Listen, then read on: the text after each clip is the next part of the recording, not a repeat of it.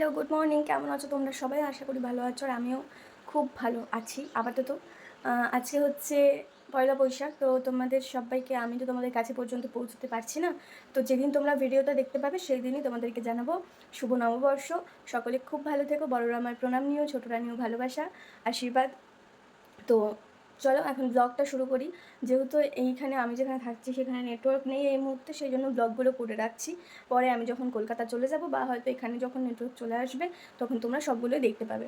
তো এখন আমি ঘুম থেকে উঠে গিয়েছি। ঘুম থেকে উঠে আজকে মা বলেছিল যে আগে বাজার যাবি, যেহেতু আজকে পয়লা বৈশাখ, আজকে একটু বাজার থেকে দেখি মাছ টাছ যদি পাই তাহলে নিয়ে আসবো। তো চলো আমি ঝটপট রেডি হয়ে নিই, তারপর আবার তোমাদের সাথে দেখা করছি। বেরিয়ে গিয়েছি আমি। সকাল 10টা বাজে, কী পরিমাণ রোদ, গরম লাগছে। তো চলো যাই বাজারের দিকে। আর সাথে এই যে নতুন জামার প্যাকেট নিয়েছি। কালকে ওই ঝড় বৃষ্টির মধ্যেও, মানে কালকে তো বেরিয়েছিলাম, আমি জানি না তোমরা ভিডিওগুলো কবে কবে পাবে। তো কালকে আমি ছোটো একটা শর্ট ভিডিও করেছিলাম যে ঝড়ের মধ্যে মা আর আমি বেরিয়েছি। তো বৃষ্টি পড়েছিল বলে একটা দোকানে ঢুকেছিলাম।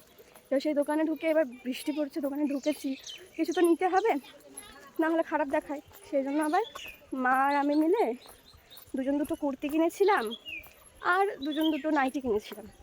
তো সেগুলোও তো পরবো, দেখাবো তোমাদেরকে। তো এখন কুর্তিগুলো ফিটিংস করতে দিতে যাচ্ছি। যদি ফিটিংস করা হয় ভালো, তাহলে আজকে এগুলো পরতে পারবো যদি বেরোই, আর যদি ফিটিংস করা না হয় তাহলে তো কিছু করার নেই। তো চলো যাই, দেখি কি হচ্ছে। তোমাদের সামনে আবার পরে আসছি। আমি চলে এসেছি বাড়িতে।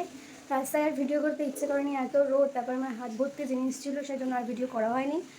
এখন চলে এলাম বাজারে। মা বলেছিল যে আজকে ইলিশ মাছ খেতে হয়, তাই ইলিশ মাছ নিয়ে আসবে, কিন্তু দুঃখের বিষয় হচ্ছে ইলিশ মাছ বাজারে পাওয়া যায়নি। ইলিশ মাছ পেতে গেলে হয়তো আমাকে আরও সকাল সকাল উঠে বাজার যেতে হতো।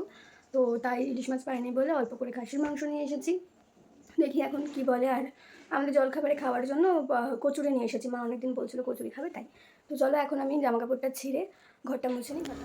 তো দেখো এখন আমি ঘর মোছার জন্য সমস্ত কিছু রেডি করে নিচ্ছি। ওই জায়গা থেকে ফ্যানটা সরিয়ে না দিলে আমার ঘর মুছতে খুব অসুবিধা হয়, সেই জন্য আমি ঘর মোছার জন্য আগে থেকে সব প্রিপারেশন নিয়ে রাখলাম, যাতে সোজা সাপটা থাকে, আমি একদম স্যাট করে মুছে বেরিয়ে যেতে পারি। আমি মনে করি নিজের ঘরের কাজ নিজে করাটাই ভালো, জানো তো। আগে তো একজন দিদা ছিল আমাদের বাড়িতে, কাজ করতো, তোমরা দেখেছো, আমার এক ভিডিওতেও দেখেছো। তো সেই দিদাকে এখন আর কাজের জন্য রাখা হয় না, ঠিক আছে, কোনো ব্যাপার না। সেই দিদাকে এখন আর কাজের জন্য রাখা হয় না, এমনি দিদা আসে মাঝে মাঝে, আমি বলি আমাকে একটু মাথা ঘষে দাও, শ্যাম্পু করিয়ে দাও, এগুলো করে, কিন্তু কাজটা এখন আমরা নিজেরাই করি। আমি যখন বাজার গিয়েছিলাম সেই সময় মা ঝাড় দিয়ে রেখেছিলো, আমি মুছে নিলাম। আর এই যে দেখো, এখানে হচ্ছে আমার মা রান্নার জন্য সমস্ত প্রিপারেশন নিচ্ছিল। বেগুন ভাজা হবে, এদিকে আলু দিয়ে মনে হয় মাংস হবে, এখানে কচুর লতি, আর এখানে মশলা করার জন্য মশলা। পরে এবার চাটনি হয়েছিল, সেটা এক্সট্রা পরে দেখাবো। আর এখানে দেখো বাইরেটা, গোটা বাড়িটা মোছা হয়ে যাওয়ার পর না, এই জায়গাটাতে আমি বালতি দিয়ে জল দিয়ে এরকমভাবে ঝাঁটা দিয়ে ঝেঁটিয়ে দিই, তাহলে ওই কোনায় কোনায় ভেতরে ভেতরে যে নোংরাগুলো থাকে সেগুলোও জলের দিলে বেরিয়ে চলে আসে, সেই জন্য। আর আজকে আমার ভয়েস দিতে একটু আশেপাশে সাউন্ড আসবে, সেটা তোমরা অ্যাডজাস্ট করে নেবে, আমি জানি, কারণ কালকে যারা আমার লাইভে ছিলে তারা জানো যে আমি দিদুন বাড়িতে ঘুরতে এসেছি। তো এখানে তো একটু কথা বা আশেপাশের আওয়াজ থাকবেই, সেটাও তোমরা একটু অ্যাডজাস্ট করে নেবে। তো চলো এখন আমি সব কাজবাজ হয়ে গেছে, স্নান করে আসি।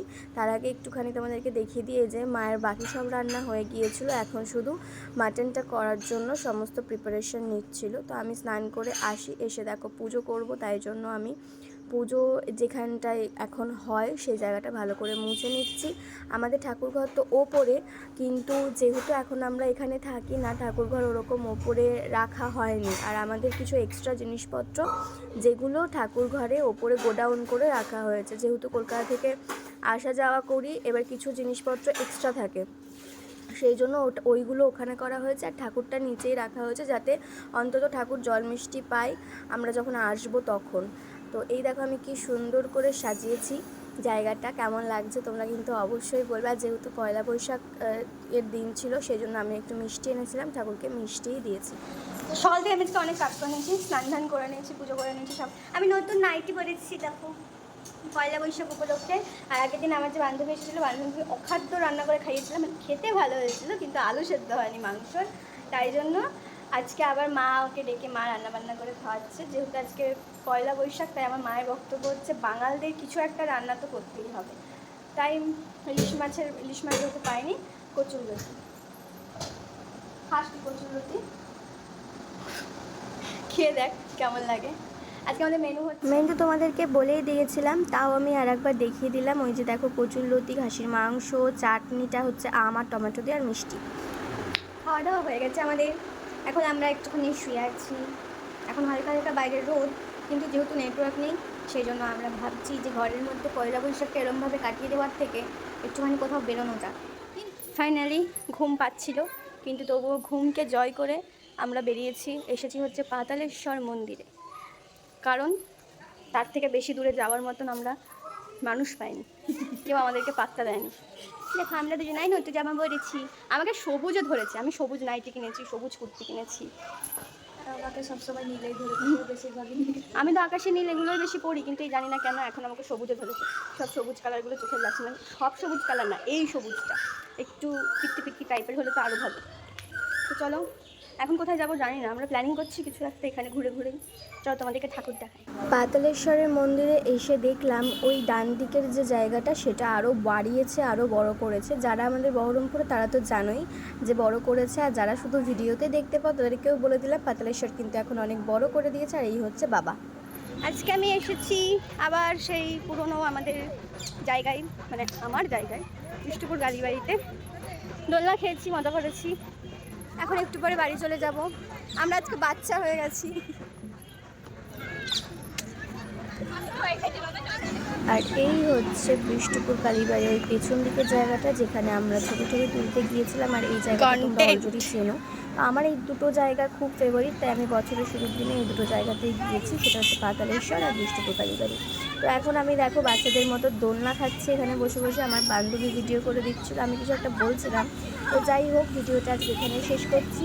সবাই ভালো থেকো, সুস্থ থেকো, টাটা। দেখা হচ্ছে পরের ভিডিওতে। Bye bye.